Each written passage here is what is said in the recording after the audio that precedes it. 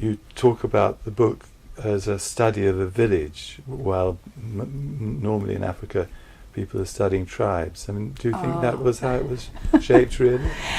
Well, you've actually kind of asked the $64,000 question about, because there's been a great debate, and even among the Swahili themselves, about whether the Swahili constitute a tribe, because in the rest of East Africa, Kenya and Tanzania and indeed Sub-Saharan Africa, sometimes the word tribe is used, and then it became a word that fell out of fashion and was even rather politically incorrect, but then has kind of come back in again. So it's a very contested term.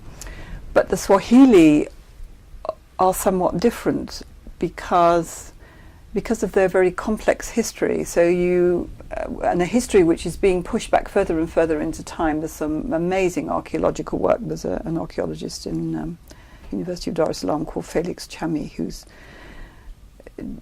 just kind of taken things even further and further back. Because at one time it was thought that the history of the coast began with the Arab migrations from the Gulf, because they brought coinage, they brought writing, they brought Islam.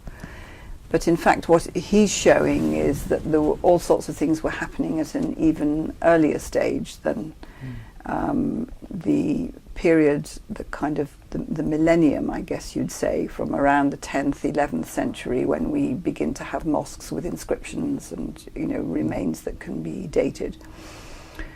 But however you like to express it, the point is that that the coast of East Africa and the islands have had very varying influences and waves of migrants coming both from inland and also from the sea, and particularly from the Gulf over a very long period of time. And some of these came as traders and went away again. They come with the monsoon winds, because the winds blow in one direction at one part of the year and then they blow in the other direction, so they can come in a sort of seasonal basis. And others settled, and some of them married local women. And so anyway, you have this language and this culture, Swahili, which is clearly a cosmopolitan and a rather hybrid, it's a tricky word to use, but anyway, it's a bit different in some ways from other parts. At least it was. Increasingly, obviously, there are more mainland influences these days. So I don't like the word tribe anyway, because it has all sorts of relics of the colonial period, and the colonial powers thought very much in terms of tribes, little realizing that by using these appellations they were often themselves constituting the very object for which they found a term and then put it into the census and so on and so forth. And I don't like its use today, where conflict in Africa is constantly explained oversimplistically as being all about tribes and tribal.